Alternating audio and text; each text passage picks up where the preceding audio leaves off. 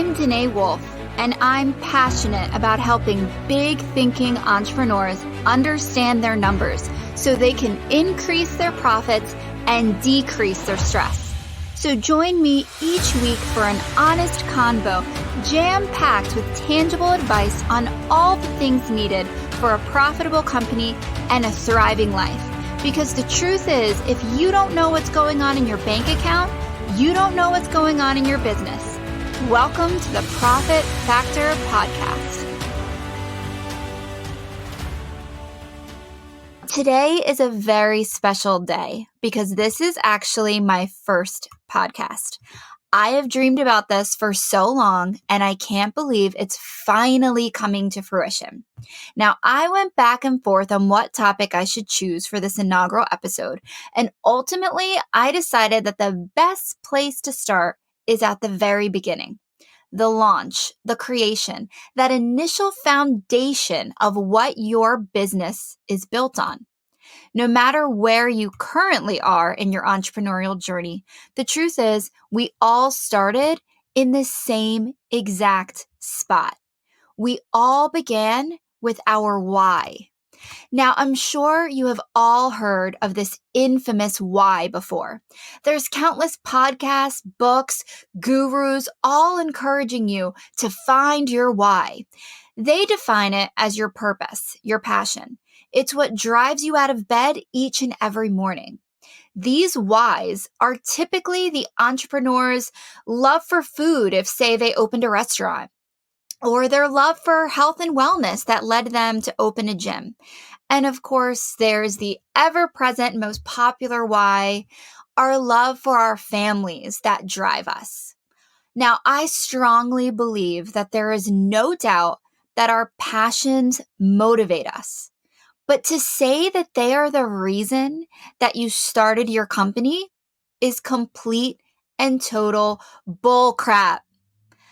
I don't care who you are. I don't care where you come from. I don't care if you're selling sandwiches or you're selling online courses. The absolute truth is that regardless of who you are or what you sell, we all started our business for the same exact reason. Now, I know what you're thinking. You're thinking that's impossible. There is no way that a cleaning company started their business for the same reason that you started your organic dog food business. But guys, I got to tell you something. They did. We all came from the same place. Every single business, no matter what they sell, started their company for one reason and one reason only. You ready for it? We did this to make money. That's it. That's the one and only reason. So please stop lying to everyone. And most importantly, stop lying to yourself. You started your business to make money. So stop being ashamed and start owning your truth. Now, I can already imagine some of you saying, that's not true. I started my business because I love to help people. Or my grandmother taught me to cook, and when she passed, I turned her recipes into my catering company. And all of this is true. I don't doubt any of that. Our businesses are comprised of our passion. But that part came after. Let me explain this. Your decision to start your company was based on one simple desire: to make money. But the type of company you built, the direction you went in, that, my friend, is where your passion came in. So let me break this down again. It all started with you wanting to make money. So you decided to start a business to make said money. And then, as your brain was trying to dream up a business plan, your heart led you directly to your passion. For example, maybe your desire for money is what led you to take your love for helping people and turn it into a life coaching business. Or maybe your desire for money is what led you to take your love for animals and open a dog walking business. No matter your business, the story is the same. Your passions serve as the conduit to making the money you desire. Now, I'm going to say that again because I think it's really powerful and I really want you guys to hear it. Your passions serve as the conduit to making the money you desire. Does that make sense? I hope that this is all clicking. And I know that people will tell you to chase the passion and the money will come. But guys, I promise you, this is an abominable lie. Companies go under every single day by someone who was chasing their passion and neglecting their money. Because for some reason in our culture, we have allowed money to become a dirty word. It's noble for someone to be on a mission to bring organic dog food to market. But somehow it's not noble for them to talk about how to increase their margins. But you want to know the cold, hard truth? Money makes the world go round. And when it comes to business, if it doesn't make money, it doesn't make sense. And if you're struggling to admit to your desire for a profitable business, then I want you to think about it like this. Let's say you are a part of a rare breed. And guys, I'm talking unicorn style rare here. That's how rare this is. If you are truly an entrepreneur that's motivated by your passion and not by making money, then I'm here to tell you that you are devastating your mission. Without money, your shot at achieving your goals are nearly impossible. You can't bring your organic dog food to market with no money. You can't change lives with no money. You can't spread your message and ideas without money. If you believe that your product or service can change the world and that is your true why, then please love your why enough to understand that money has got to come first. If you take anything away from this podcast, let it be this: the impact that your business can have on the world is directly linked to the money your business makes and how that money is managed. Poorly run businesses based on phenomenal ideas go under for one reason: money. You cannot sustain a business without money. I don't care how amazing your product or service is. But you know what you can do? You can sustain a crappy product or service if you have money. It happens all the time. So let me repeat this. Crappy product or service backed by big bucks will succeed way more than a phenomenal product or service with no financial structure. Are you guys getting this? Is it making sense? If you are not making money, you're not in business or you're slowly going out of business. Without profit, you have a hobby, not a company. And something tells me that if your intention was to have a hobby, you wouldn't be listening to this podcast. So it's time to completely change your mindset and start owning your truth. You started your business for one reason and one reason only: to make money, which means that every single decision you make has got to come back to this one truth. If it doesn't make money, it doesn't make sense. I really want you guys to repeat that. If it doesn't make money, it doesn't make sense. My goal through my blog and this podcast and my company's entire mission is to change the conversation around businesses and bring it back to the foundation, back to where it all started, back to the money, because that's what keeps the doors open.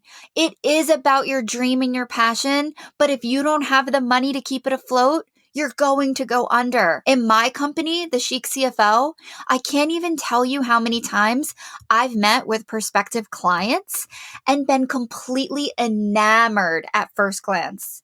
It's really love at first sight when I see this exquisite website and a social media that's perfectly curated with thousands of followers. Their logo and branding is expensive is the word that immediately comes to my mind. everything about their public persona screams decadence and success. And I would be thrilled to start working with them. But then we would start our onboarding and I would dig into their financials and girl, can I please just tell you, the Empress has no clothes. These businesses were losing money at rapid rates. All the fancy things I saw online on their website and social media, it was all a facade. In reality, they had no way to pay their bills, and most of them hadn't taken a paycheck in months. This entrepreneurial poverty is real, and it's happening every single day. And do you want to hear the really scary part? These companies I'm referencing, the ones that were broke, were all doing over $1 million a year in revenue. So how exactly does this happen? How could a business do 1 million in revenue and still be broke? Well, the answer's simple. The entrepreneur forgot the reason they went into business. They forgot that their whole goal was to make money. They thought they could get by on their passion and their fancy color schemes and logos and social media presence. But guess what? That stuff doesn't pay the bills. The one thing that all of these entrepreneurs lacked was financial structure and process. They didn't have a financial plan. There was no one in the company focused on the financials. And you want to know why? It was always the same exact excuse. They would tell me, I suck at math, or I don't understand how to use QuickBooks, or I don't have time. Well, guess what? I don't know how to change the oil in my car, but I make sure I find someone who does every single time that little light comes on. It's really not that difficult. If something has to be done and you don't know how to do it, then find someone who does. The problem is, so many entrepreneurs don't consider their finances as something that has to be done. But if you don't have a financial pulse on your company, then you have no idea what's going on in your business. I don't care if you're working 7 days a week and you have personally interviewed every employee and signed every single client. If you don't know what's going on in your bank account, you don't know what's going on with your business. And I know it can be scary to dive into your financials, especially if it's been a while, but I promise you, you won't regret it. Your numbers tell the story of your company. And you know the best part? Numbers don't lie. So if your business is booming and your product is flying off the shelves, or your client base is growing month after month, but you still feel broke, you need to look at your numbers. Or maybe your business is thriving and money is pouring in, but you don't know what to do with it. You aren't sure exactly how much money you have or what the company is worth. Again, you need to look at your numbers. Every decision you make in your company should be based on data that comes from your financials. If you are making decisions without consulting your numbers, I can almost guarantee that you are making the wrong decisions. It is one thing to have a dream. It is another to have a plan that supports that dream and allows it to flourish. The truth is, business success depends on support and knowing your numbers. I believe that knowing your numbers is the number one way to grow a business and keep your dream alive. The plan is to create profit. The plan is to create a business that supports the life you want to live. These are the foundations of a business that deliver exceptional value to its customer. Guys, profit is a good thing. It's not a dirty word. Not only should you know your numbers, but you should love your numbers. Accounting is not boring if the numbers are used in the right way.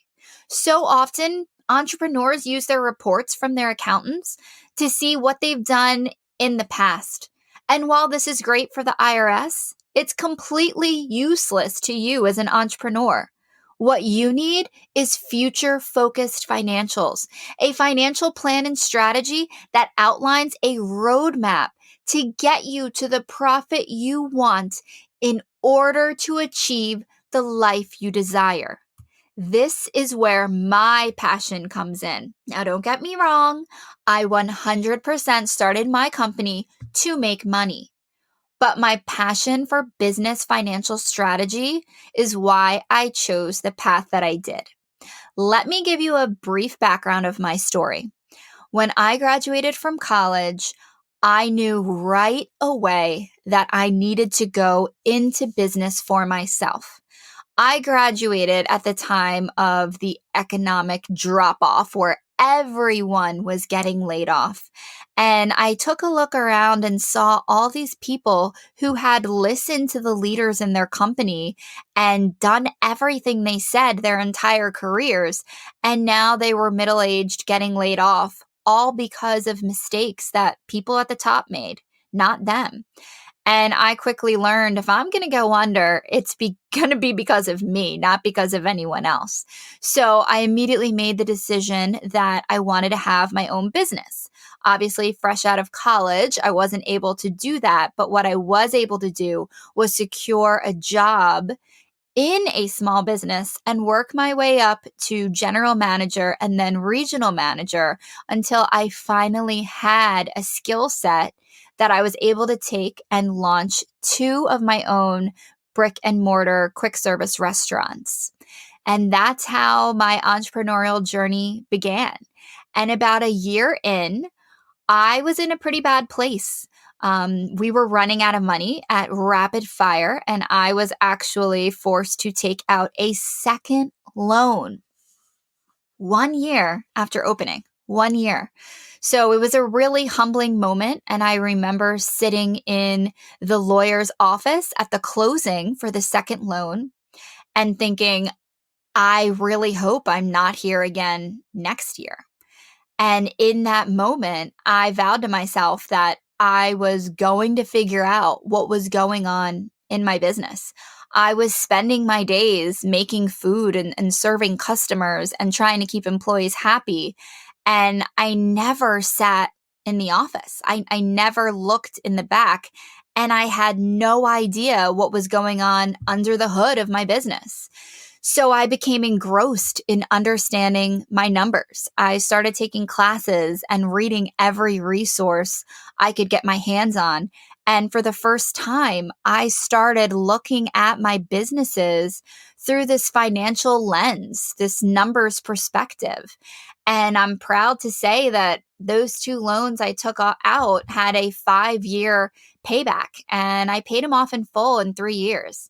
And I was so motivated by what I was able to do to spread the word to other entrepreneurs.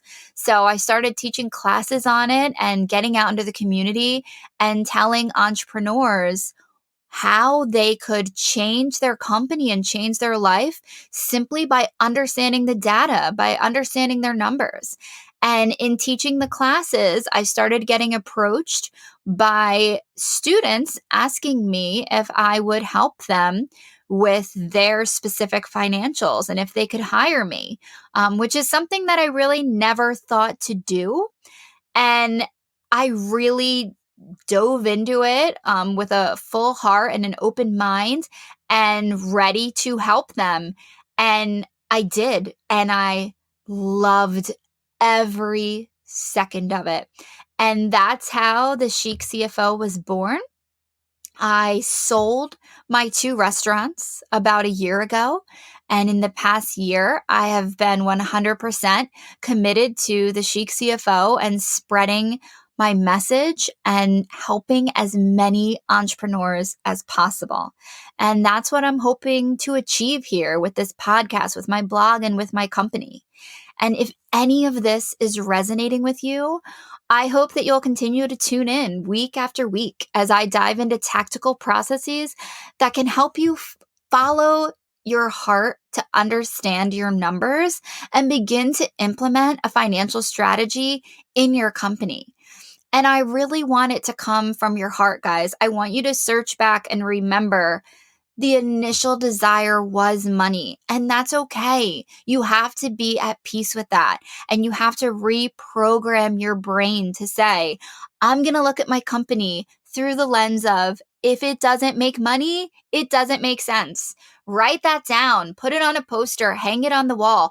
Every decision you make, guys, that's what you need to be thinking. Well, my first episode is over, and if you are still listening and you're still here with me, thank you so much. I hope that you received at least a small piece of insight today that can help you on your entrepreneurial journey. And I hope that you will subscribe, and I'd love to read your reviews. I'm a newbie, so I'm anxious to read what you all think. And I would love to hopefully see you again next week. Until next time, bye guys.